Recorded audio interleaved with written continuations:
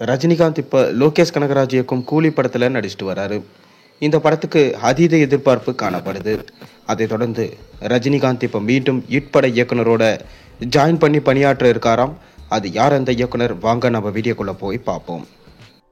Super star Rajinikanth தற்போது Nelson இயக்கும் Jailer 2 படத்தில் நடிச்சிட்டு வராரு. இந்த படத்தோட முதல் பாகமான ஜெயிலர் மிக பெரும் வரவேற்பை பெற்றது. சுமார் 650 கோடி ரூபாய்க்கும் அதிகமாக இந்த படம் வசூலிச்சதா சொல்லப்படுது.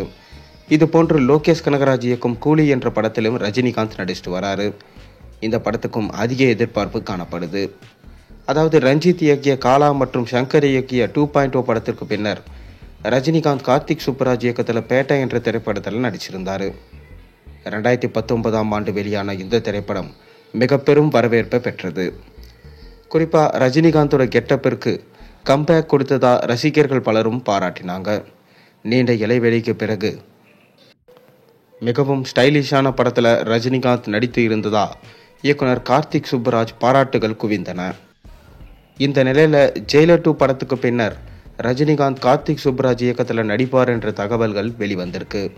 தற்போது கார்த்திக் சுப்புராஜ் சூர்யா நடிச்சிருக்க ரெட்ரோ என்ற படத்தை இயக்கி முடிச்சிருக்காரு. இந்த படத்தோட போஸ்ட் ப்ரொடக்ஷன்ஸ் பணிகள் தற்போது விறுவிறுப்பாக நடைபெற்று வருது. ரஜினிகாந்த் கார்த்திக் சுப்புராஜ் இணைக்கும் படத்தை வேல்ஸ் ஃபிலிம் இன்டர்நேஷனல் தயாரிக்க உள்ளதா சொல்லப்படுது. கார்த்திக் சுப்புராஜோட ரஜினிகாந்த் மீண்டும் இணைவது, அப்படி நடிக்க வேண்டும் என்பது அவரது ரசிகர்கள் பலரும் கருத்து தெரிவித்த வண்ணம் இருக்காங்க. மீண்டும் இவங்க 2 பேரும் இணையிறது தமிழ் சினிமாவிலே ஒரு மீண்டும் மாபெரும் சாதனையை செய்யும் என எதிர்பார்க்கப்படுது. மேலும் பேட்ட படம் ரிலீஸ் ஆனப்ப விஸ்வாசம் படம் மோதி இருந்துச்சு. அப்படி விஸ்வாசம் படத்தை அடித்து தூக்கிட்டு பேட்ட படம் 250 கோடிக்கு மேலே வசூலை ஈட்டி ஒரு நல்ல லாபத்தை பெற்று தந்தது.